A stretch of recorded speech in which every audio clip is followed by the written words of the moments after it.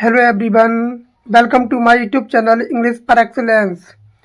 आज हम पढ़ेंगे एलटी ग्रेड की जो सिलेबस में दिया है फिक्शन एंड प्रोज वाला जो सेक्शन है उसको हम कंटिन्यू करेंगे। पहले भी वीडियो हो चुकी है उस पर। आज हम पढ़ेंगे चार्ल्स लैम का मोस्ट इम्पोर्टेंट ऐसे जिसका नाम है dream children. Dream children a reverie most important है एग्जाम पॉइंट ऑफ व्यू से।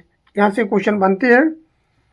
तो आज हम पढ़ेंगे complete biography of Charles lamb, important works of Charles lamb, complete summary in Hindi, all important characters and quotations, और बाद में करेंगे हम 60 प्लस वर्ल्ड आर्डर क्वेश्चन को, जिससे कि हमारा टॉपिक एकदम क्लियर हो जाए। तो आप हमारे साथ बने रहें, और अभी तक आपने चैनल को सब्सक्राइब नहीं किया है तो चैनल को सब्सक्राइब जरूर कर लें। आपको जो एलटी ग्रेड का जो सिलेबस है पूरा का पूरा यहाँ इस पर कंप्लीट कराया जाएगा।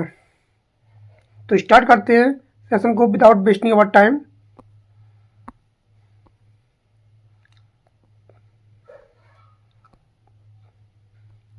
Charles Lamb at a glance, एक नज़र में। इनका फुल नेम है वो चार्ल्स लैम्ब है। इनका पेन नेम पेपर में पूछा जाता है, इलिया है। इसको नोट कर ले, इलिया। इनका जन्म हुआ था 10 फरवरी 1775। इसको नोट कर ले डेट को। और प्लेस ऑफ बर्थ है inner temple, city of London, England. City of London England में इनका जन्म हुआ था, जो कहाँ पर है, यूके में है।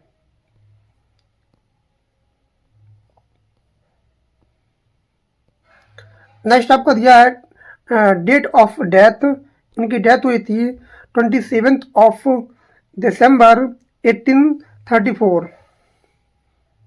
ये 34 है, 34। प्लेस ऑफ डेथ है एडिस प्लेस, एडमोटन, इंग्लैंड। ये जगह का नाम है, इनकी यहाँ डेथ हुई थी। नेशनलिटी है इंग्लिश, और ऑक्यूपेशन है इनका एसिस्ट है, पोइट है और क्रिटिक है। ये एरा है इनका रोमांटिक एज। ये पेपर पूछ लेता है कौन सी एज से बिलोंग करते थे, तो वो क्या था, रोमांटिक एज है। लैंग्वेज इनकी इंग्लिश। और फैमिली मेंबर कौन है इनके, इनके पिता का नाम है जॉन लैम्ब। इनकी मदर का नाम है एलिजाबेथ फील्ड लैम्ब। इनकी माताजी का नाम है sister Mary Lamb, important character है। और क्या करती थी, his life long companion and collaborator थी। ये लाइफ लॉन्ग हमेशा इनके साथ रही थी। इनके भाई का नाम था जॉन लैम्ब, इम्पोर्टेंट है, जॉन लैम्ब। एजुकेशन की, इनकी एजुकेशन हुई थी Christ Hospital London, where he met Samuel Taylor Coleridge. इनका ये दोस्त था Samuel Taylor Coleridge, who become his life long friend. ये इंपॉर्टेंट है, पूछ लेता है पेपर में, जो लाइफ लॉन्ग क्या थे, फ्रेंड थे इनके। मेजर वर्क,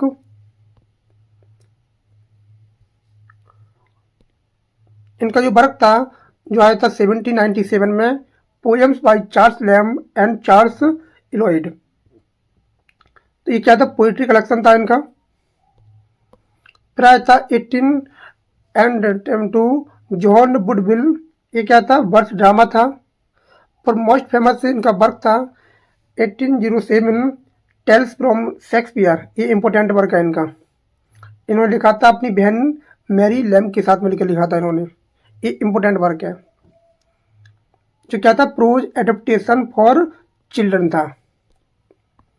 फिर आया था इनका 1811 द एडवेंचरस ऑफ यूलिसिस। ये भी इंपॉर्टेंट वर्क है इनका, यूजीसी नेट में खूब पूछता है इनसे। ये क्या था, प्रोज नरेटिव था। 1823 एसेज ऑफ इलिया। ये इनका कलेक्शन था, जो ऐसे का कलेक्शन था। और फिर आया था 1833 में आया था लास्ट ऐसे ऑफ इलियास। ये क्या था, इनका ऐसे कलेक्शन था।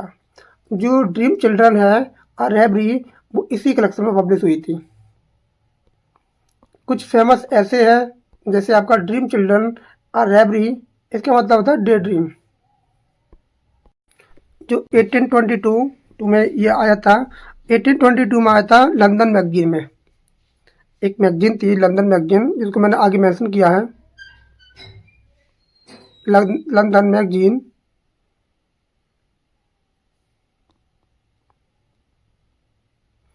लंदन मैगजीन, इसमें ये पब्लिश हुआ था।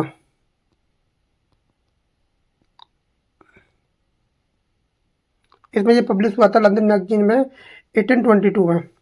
उसके बाद ये आया था एसे ऑफ इलिया, जो 1823 है। और कौन सा ऐसे था इनका? और था a dissertation upon roast pig, South Sea House, ये भी इनका फेमस ऐसे है। और क्या था इनका famous essay? Oxford in the vacation, the praise of chimney sweepers, ये इंपॉर्टेंट वर्क है इनका। ओल्ड चाइना, ये इनके फेमस एसेज हैं।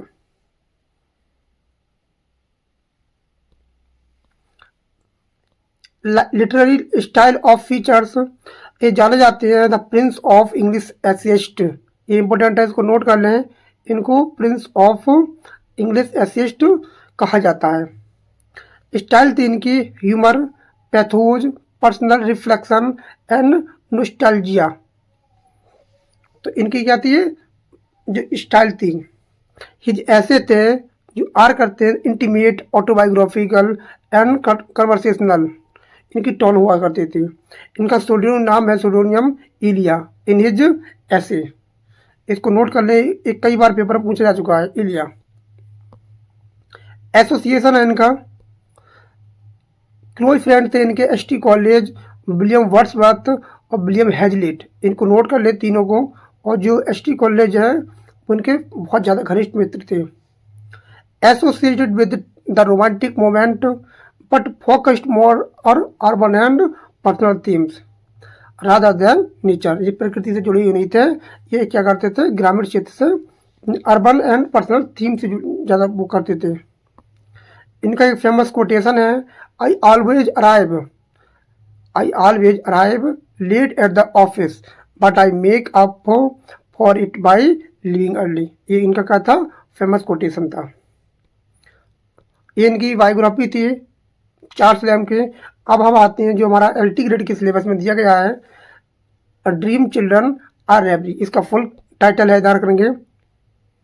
अगर पेपर में देता है ड्रीम चिल्ड्रन और आर रेबरी देते हैं अलग अलग, तो ये हमारा करेक्ट ऑप्शन होगा। पूछ लेता है इसका कंप्लीट नेम भी, कहीं से भी क्वेश्चन पूछ सकता है, वो हर चीज़ पता होना चाहिए।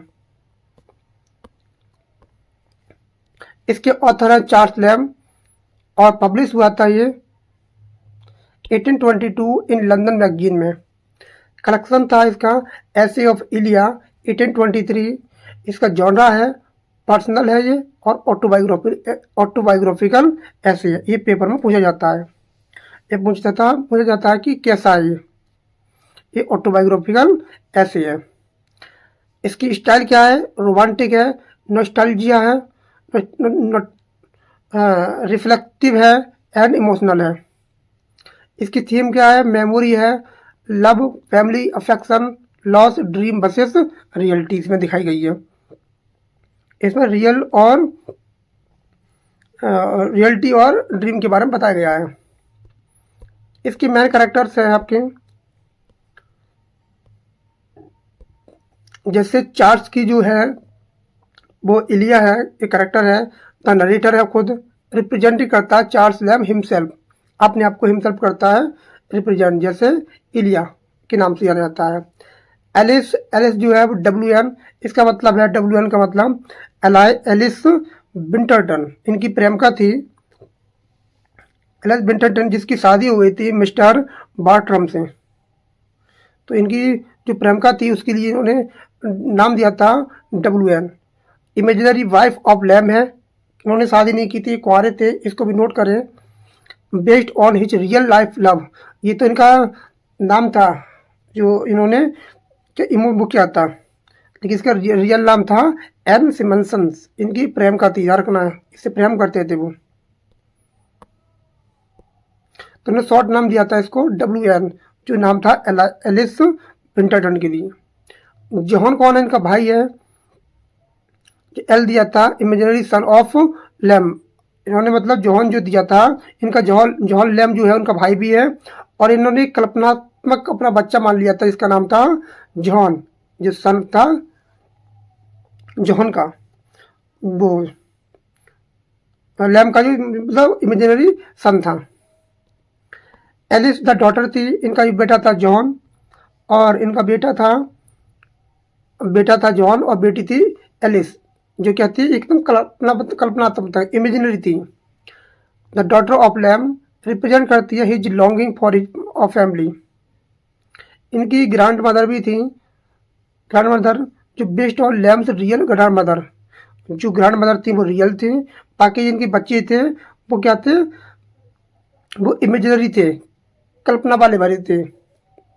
इनकी दादी जी थी ग्रैंड मदर, वो रियल थी। A loving and respected women, बहुत प्रिय थी, रेस्पेक्ट करते थे। Who managed a great house in Norfolk, ये इनकी दादी थी वो रियल थी, बाकी जो चीज़ थी वो क्या थे, भी सब इमेजिनरी बच्चे थे इनके, एलिस एंड जॉन। ये पेपर पूछ सकता है ये वाला।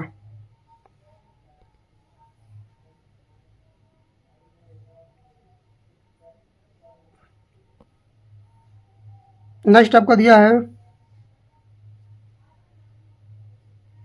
और जो फील्ड है, इनकी दादी का नाम था पूरा मैरी फील्ड, इनकी दादी का नाम है मैरी फील्ड, इसको भी नोट कर लें।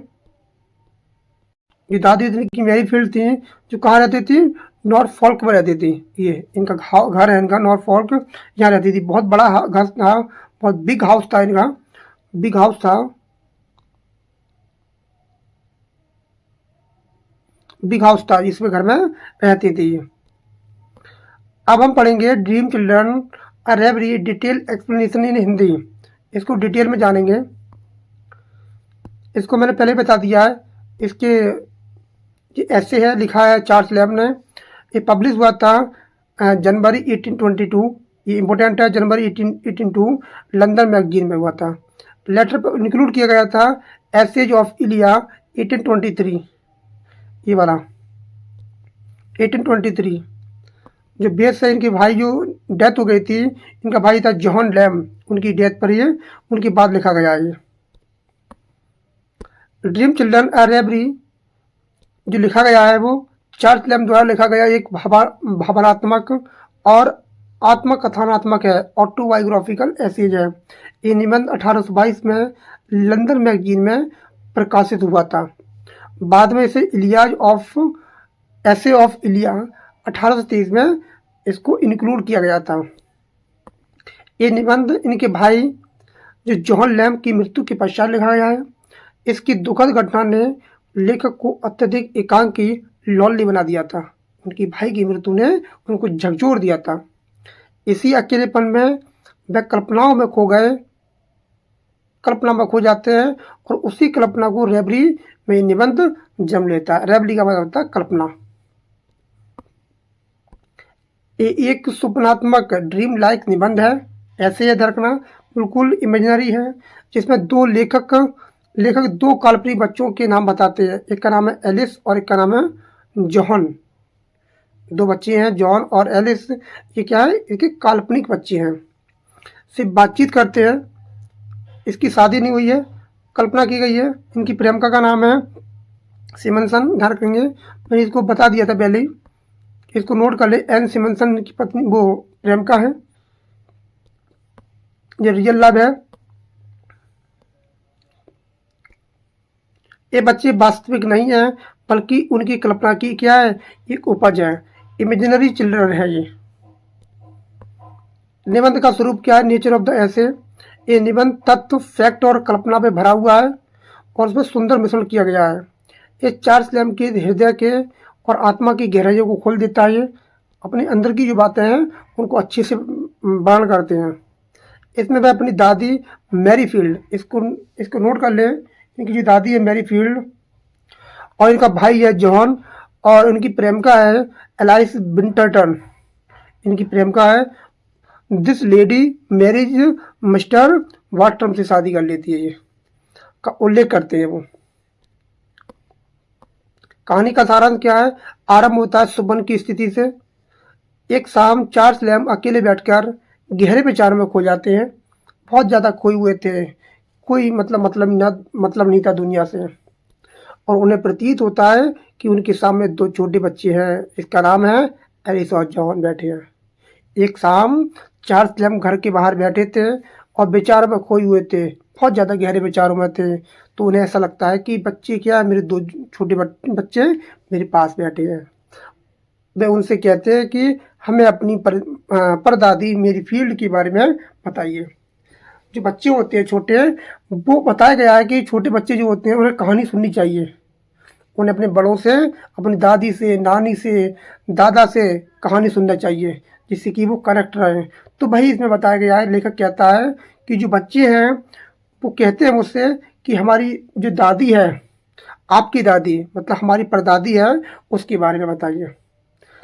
पिता की जो जो चार्ल्स लैम्ब है, उनकी दादी, उनके बच्चों की होने वाली जो कल्पना वाले बच्चे हैं, उनकी परदादी हुई। तो कहते हैं कि हमारी दादी के बारे में, उनके बारे में बताइए। एक कहानी के बारे में वर्णन करते हैं वो। Grand mother मैरीफील्ड। लैम्ब बच्चों को बताते हैं कि उनकी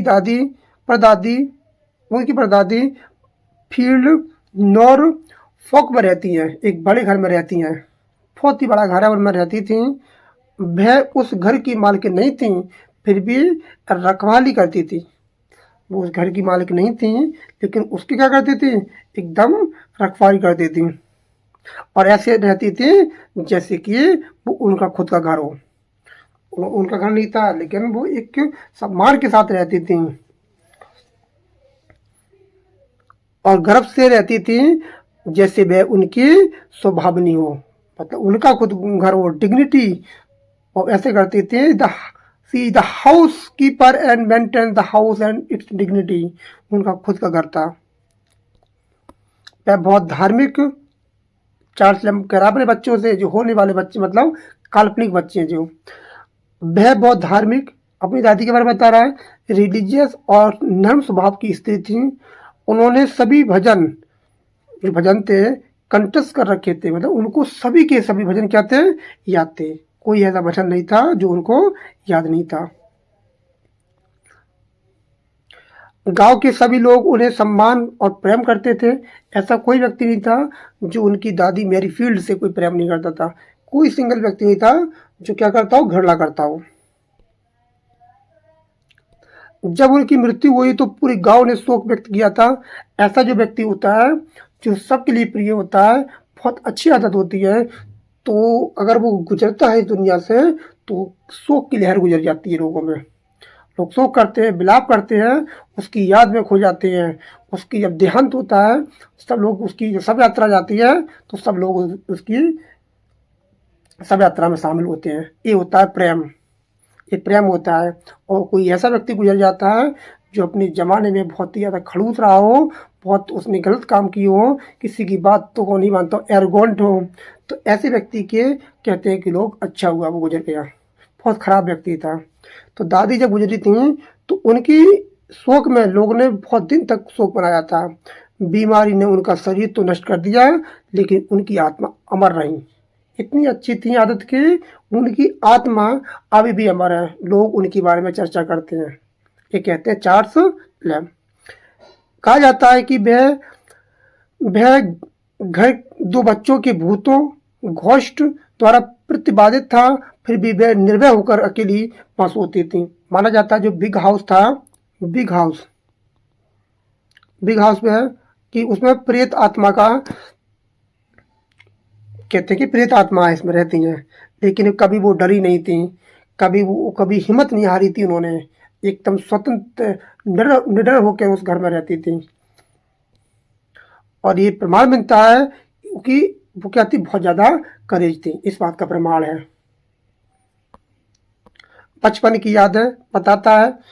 लैम्ब बताते हैं कि जब वे बच्चे थे तो छुट्टियों में अपने भाई जॉन के साथ ग्रैंड मदर फील्ड के घर जाया करते थे।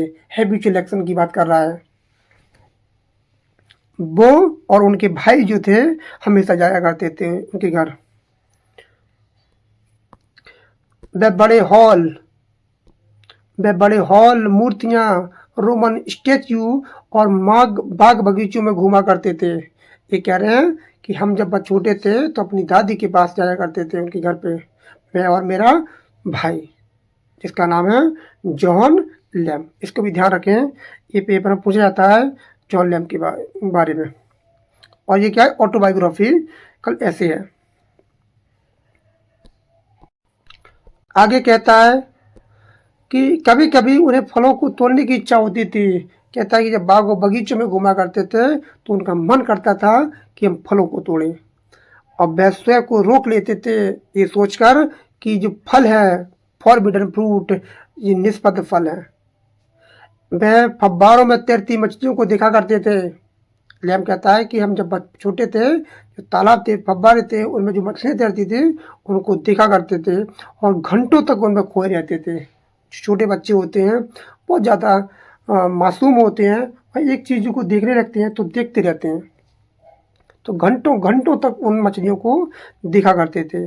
कोई घर की टेंशन नहीं थी, घर क्या काम होगा, कुछ होगा, कोई भी खबर थे, बेसुध थे, एकदम आज़ाद थे। आगे वो कहते हैं भाई जॉन की याद, अबाउट ब्रदर जॉन, उनकी याद है। क्या कहते हैं, कहते हैं लैम बताते हैं कि उनकी दादी सभी बच्चों से प्रेम करती थी, परंतु जॉन को थोड़ा अधिक प्यार करती थी। कहता है कि जो उनकी दादी जी हैं मैरी फील्ड, वो सभी को बराबर प्रेम करती थी, लेकिन एक व्यक्ति और था जिसका नाम था जॉन लैम, उसको थोड़ा ज़्यादा प्रेम करती हैं। जो घर के बच्चे होते हैं तो एक ना एक जो मम्मी पापा होते हैं वो किसी व्यक्ति से तो अधिक ज़्यादा प्रेम करते हैं। वैसे सभी बच्चे उनके समान एक समान होते हैं, लेकिन फिर भी कोई एक बच्चा होता है जो सबसे ज़्यादा प्यारा दुलारा होता है। वही कौन था, हमारा जॉन था, जॉन लैम। एक बार जब लैम्प फूटेड हो गए थे, मतलब पैर में कुछ लग गया होगा तो चल नहीं पा रहे थे, लैम्प फूटेड हो गए थे, तो जॉन उन्हें पीठ पर उठाकर ले जाता था। अब जॉन स्वयं लंगड़ा हो गया था, तब लैम उनकी मदद नहीं कर पाए थे। कह रहा है कि जब जॉन स्वयं लंगड़ा हो गया था, जब मैं लंगड़ा हुआ था तो मेरा भाई कंधों पर उठा के ले जाया करता था, लेकिन जब वो कह रहा है कि जब मेरा भाई लंगड़ा हुआ, बेकार हुआ, तो मैं अब कुछ नहीं कर सकता, मैं कुछ नहीं कर पाया था उसके लिए। क्यों नहीं कर पाया था उसकी याद में, उसकी मदद क्यों नहीं कर पाया, क्योंकि उनके जीवन का सबसे बड़ा पछतावा है, रेग्रेट है। उन्हें याद आता है कि मैं उसके जीवन में जिसने मेरे लिए साथ किया था, मेरे भाई ने अपनी पीठ पर ले जाया करता था। जब मैं चल नहीं पाता था तो मेरा भाई मेरे अपनी पीठ पर मुझे बैठाया करता था, लेकिन मैं उसके लिए नहीं कर पाया था क्योंकि अब जिंदा नहीं है। कहते हैं ही इज नो मोर, अब वो जिंदा नहीं है। मैं करना चाहता हूँ उसके लिए काम जो उसने किया था, लेकिन मैं करूँ तो करूँ कैसे, वो अब इस दुनिया में नहीं रहा, वो कह रहे हैं। अब वह उसे याद करते हैं कि उसे याद कर रोते हैं, कहते हैं कि अब वो इस दुनिया में नहीं है। मुझे बहुत रेग्रेट होता है, पछतावा होता है, मुझे उसकी बहुत याद आती है। ही मिसिस हिम, बहुत याद आती है। He realised that he really loves him, और महसूस करते हैं कि ही रियली लव्स हिम, कि मैं उसे सच्चा प्रेम करता हूँ। रेग्रेट होता है कि वे याद करते हैं, उसे याद कर रोते हैं। वे समझते हैं कि उन्हें अपने भाई से सच्चा प्रेम किया था। एक भाई का प्रेम यहाँ छलक रहा है। चार्ल्स लैम अपने भाई जॉन लैम के बारे में बात कर रहे हैं। आगे कहते हैं वो, आगे कहानी यहाँ खत्म हो जाती है, भाई का प्रेम। अब आती बात एलिस। जो एलिस है, जो इमेजिनरी बच्चे हैं, डब्लू है ना, जिसका नाम था एलिस विंटरटन, इसमें लिख भी दिया है। और एलिस जो है, एलिस विंटरटन है कि स्मृति के बारे में बात करते हैं। जो एलिस है, लव ऑफ एलिस विंटरटन। अब लैम अपने बच्चों को बताते हैं कि उनकी माँ एलिस विंटरटन थी, उनसे अपने कहते हैं एक कल्पना वाली माँ जिससे प्रेम करते थे उसको अपनी बीवी बता रहा है। एलिस विंटरटन अपने बच्चे को कह रहा है, एलिस और जॉन से, कि तुम्हारी एक माँ थी जिसका नाम था एलिस विंटरटन। माँ थी, वह एक संकोची, साई, बहुत ज़्यादा कहती शर्मीली थी, बहुत शर्माती थी। सी जो कॉय एंड साई, बहुत ज़्यादा शर्मीली थी, एकदम कोमल स्वभाव की स्त्री थी वो। She is coy and shy to take her constant for marriage prove to be very difficult task. बहुत ज़्यादा क्या थी, बहुत शर्मीली थी, बहुत शर्मीली थी, बहुत शर्माती थी। कहते हैं कि लैम उन्हें बहुत प्रेम करते थे, अब वो जिंदा नहीं है, बहुत प्रेम करते थे परंतु उनसे विवाह नहीं कर सके थे। ऐसी ही आपकी अपनी जो कल्पना वाले बच्चे हैं, काल्पनिक बच्चे हैं, उनसे बता रहे हैं कि तुम्हारी क्या थी, एक माँ थी जिसका नाम था एलिस विंटरटन। एक कल्पना वाली माँ है, इनकी रियलिटी जो प्रेम का थी वो एन सिमंस थी, ध्यान रखना। तो बाद में एलिस ने श्री वार्टम, मैंने इसको लिखा था वार्टम से विवाह कर लिया था। कह रहे हैं कि एलिस थी, उसने श्री वार्टम मतलब मिस्टर वार्टम से विवाह कर लिया था। इसको मैंने पॉइंट किया था ऊपर कि उस लड़की ने मुझसे विवाह ना करके मिस्टर वार्टम से विवाह कर लिया था।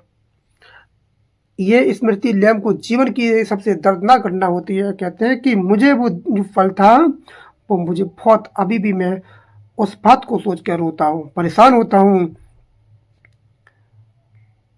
बहुत फील करते हैं उसको, बहुत याद करते हैं। आगे क्या होता है, जो एंड ऑफ द ड्रीम, जो उन्होंने सपना देखा था, दो बच्चों से बात कर रहे हैं, वो सपना था। तो अब क्या होता है, एंड में पहुंच जाता है। कहते हैं कि जब वह अपने बच्चों से बात कर रहे होते हैं तो अचानक उन्हें लगता है कि बच्चों के चेहरे धीरे धीरे धुंधले हो रहे हैं, फेडिंग होने लगे हैं। कह रहे हैं कि जब बच्चों से बात कर रहे थे, ये क्या थी, कल्पना है, बिल्कुल कल्पना, अपने बच्चों से बात कर रहे हैं, तो अब लग रहा है कि जो बच्चे हैं वो वापस जा रहे हैं। Then the children also seem to go back. While going, they all tell them that they are imaginary children. वो कहते हैं कल्पना वाले बच्चे थे, अब धीरे धीरे क्या हो रहा है, वो धुंधले हो रहे हैं। आगे वो कहता है फेडिंग होने लगे थे, तभी भी बच्चे कहते हैं कि हम तुम्हारे नहीं हैं, हम तुम्हारे नहीं हैं, ना एलिस के हैं, हम तो केवल कल्पना के बच्चे हैं, सपने हैं। कहता है कि हम आपके बच्चे नहीं हैं, हम आपके बच्चे नहीं हैं, हम तो क्या है, कल्पना के बच्चे हैं। ये बात कहते हैं बच्चे। ना आपकी होने वाली जो पत्नी हुआ करती थे वो प्रेम का थी, ना उनके, ना आपके बच्चे, हम केवल क्या है, केवल कल्पना के बच्चे हैं। और कहते हैं इतना सुनते ही लैम जाग उठते हैं। वह देखते हैं कि वह अपनी कुर्सी पर बैठे हैं और उनके पास उनकी कजन थी ब्रिजेट, वास्तव में उनकी बहन मैरी बैठी है। वास्तव में उनकी कौन थी, वो मैरी थी, मैरी लैम थी, वो कोई वहाँ नहीं था। ये निबंध समाप्त होता है और पाठक जो होते हैं वो गहरे सदमे में चले जाते हैं, डूब जाते हैं।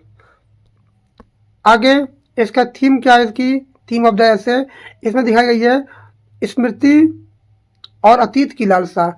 नॉस्टैल्जिया का मतलब होता है अतीत की चाह, ऑफ मेमोरी। इसमें दिखाया लव एंड लॉस, इसमें दिखाई गई है ड्रीम वर्सेस रियलिटी दिखाई गई है। इसमें दिखाया गया है लॉनलीनेस, फैमिली अफेक्शन, प्रेम जो परिवार होता है, परिवार के प्रति प्रेम को इसमें अच्छे से बहुखूबी इसमें दिखाया गया है। महत्वपूर्ण बिंदु जो दिया है quotation, we are nothing less than nothing and dreams, हम कुछ नहीं है, सपनों से कम है। ये इस पर कोटेशन आता है।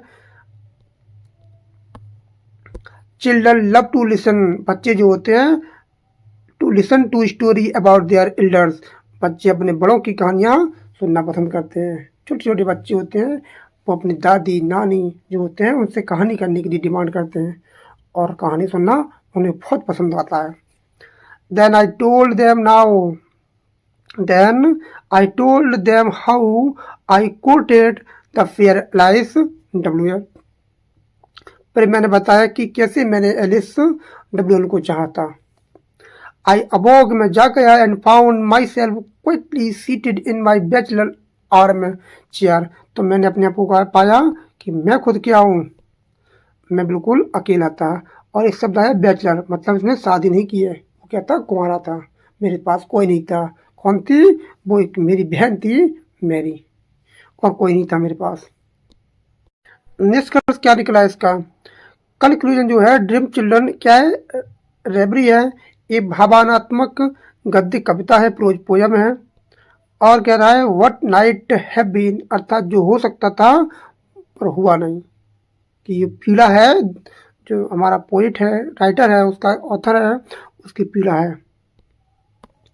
ये निबंध हमें बताता है कि, कहता है कि सच्चा सुख, जो सच्चा सुख होता है हमेशा वास्तविकता में नहीं, कभी कभी केवल जो कल्पना होती है उसमें भी होता है।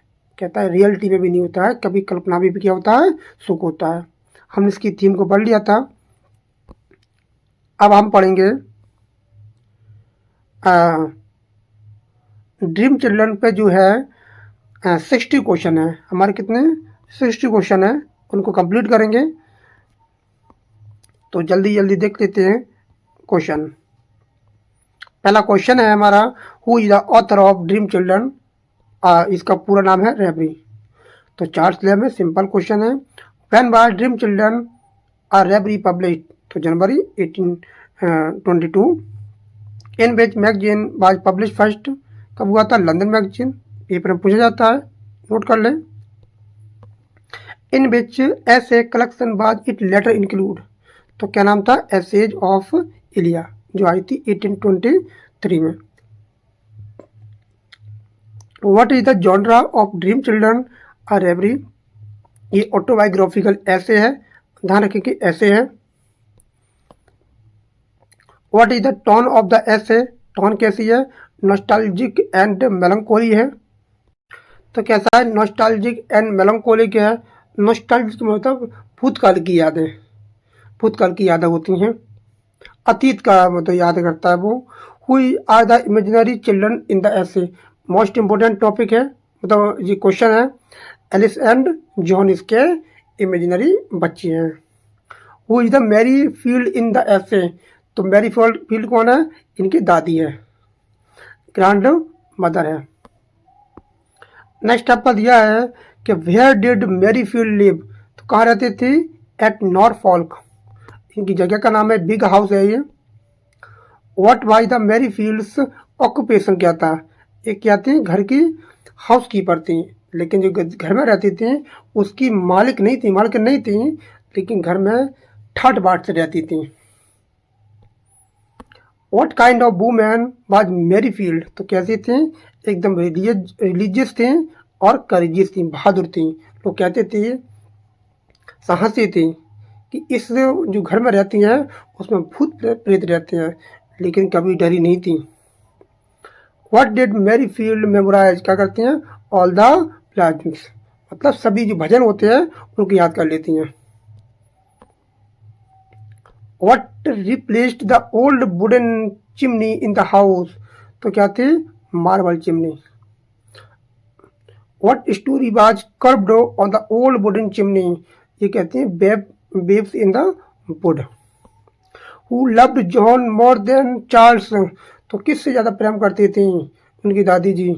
तो थी मैरी फील्ड। जॉन जो था चार्ल्स से ज़्यादा प्रेम करती थी, जॉन के लिए वो करती थी इनकी दादी Mary Field. What kind of person was uncle John? Uncle John कैसे थे? ब्रेव थे, हैंडसम थे और काइंड थे। What made Charles regret in life? तो जीवन में क्या दुख रहा था, क्या पछतावा रह गया उनका? रह गया कि he couldn't help his brother when he was lame.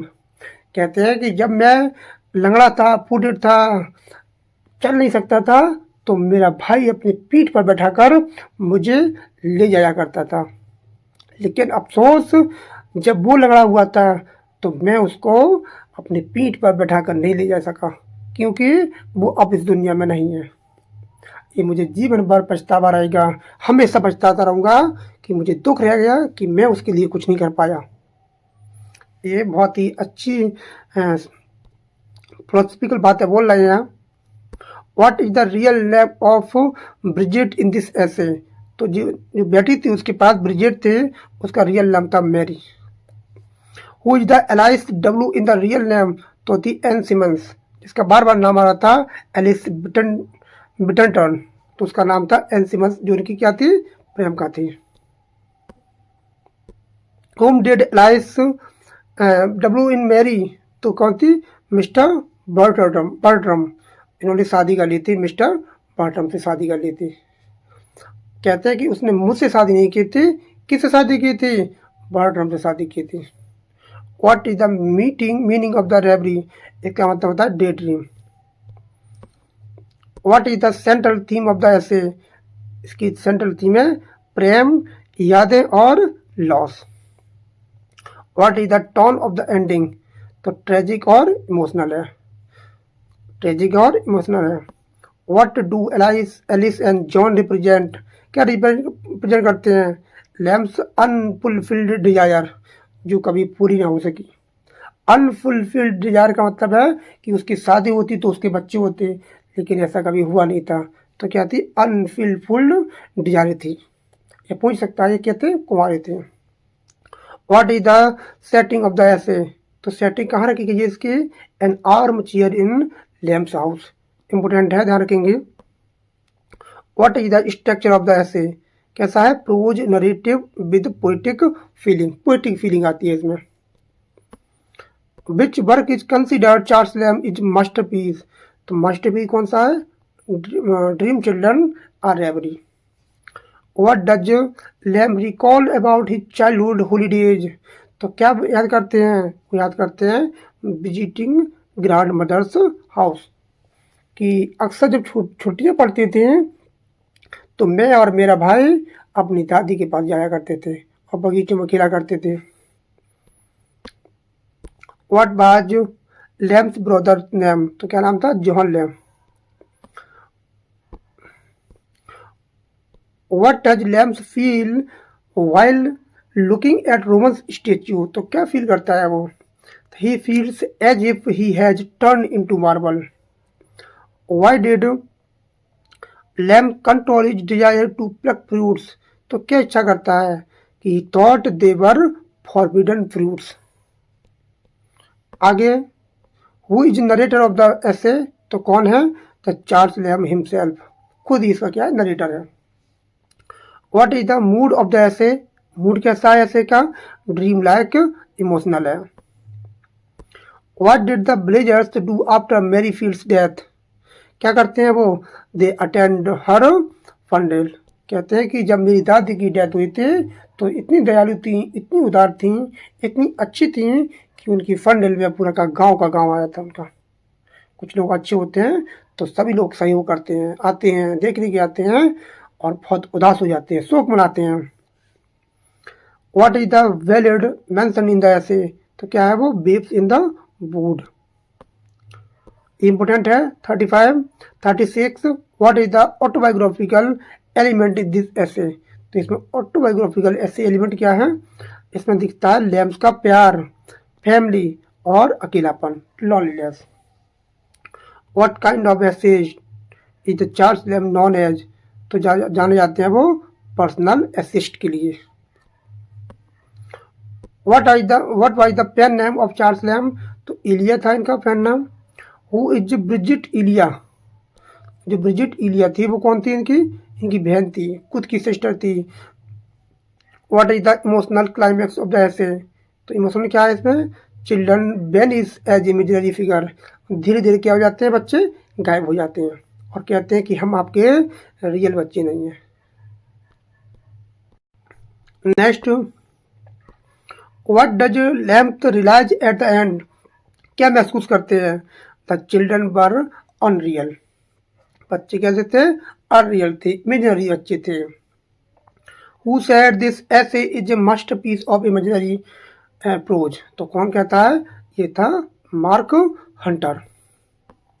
What is the essay mixture of? कहते थे फैक्ट एंड फिक्शन पर है, कल्पना पर भरा हुआ फैक्ट भी है और फिक्शन भी है। What emotion dominate the essay? क्या है, pathos.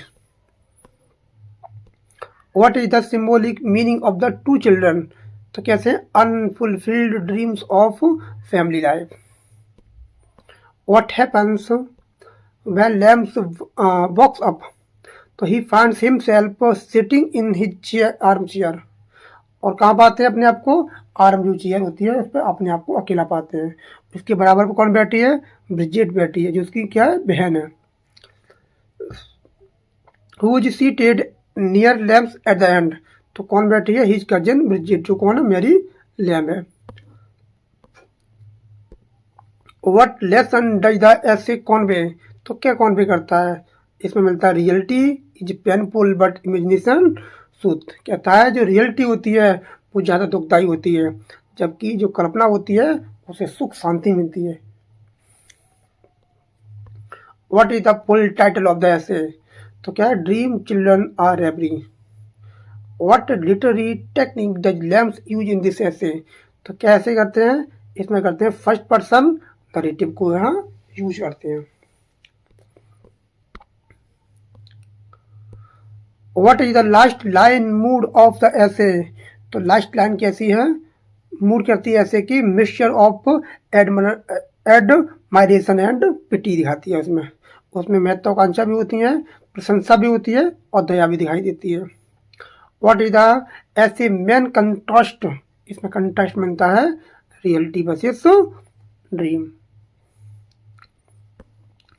What is the Lamb's chief regret in life, क्या रेग्रेट था कि never married and lost loved once, कहते हैं कि मैंने जीवन में शादी नहीं कर पाया और जो मैंने अपना प्रेम था उसको खो दिया, ये उनको जीवन भर रेग्रेट रहेगा। What is the essays form of expression, ऐसी prose poetry. What is the significance of dream in the title, तो क्या सिग्निफिकेंस करता है, इट सिम्बलाइज करता है imagination and Dzire.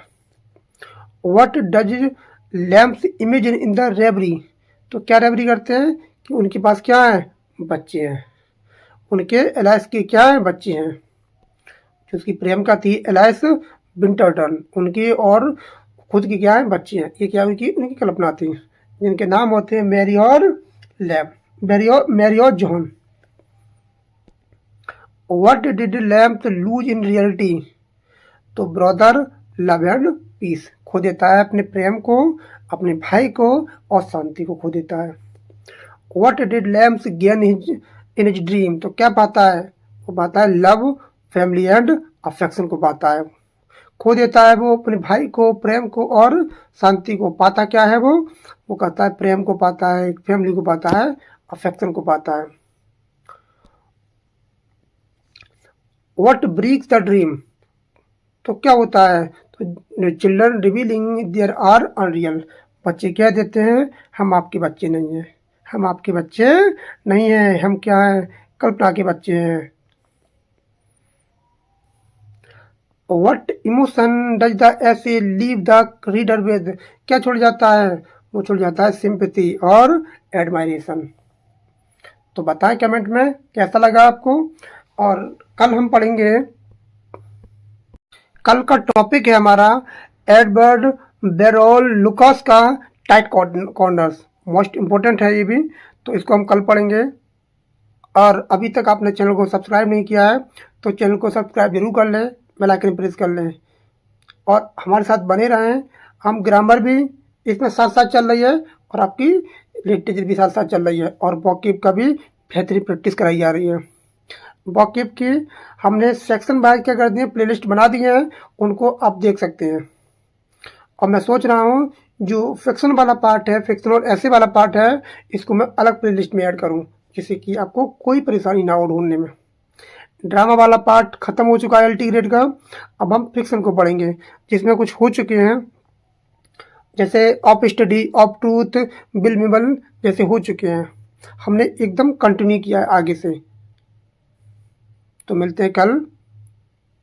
Thanks a lot for watching this video. Thank you everyone, have a nice day.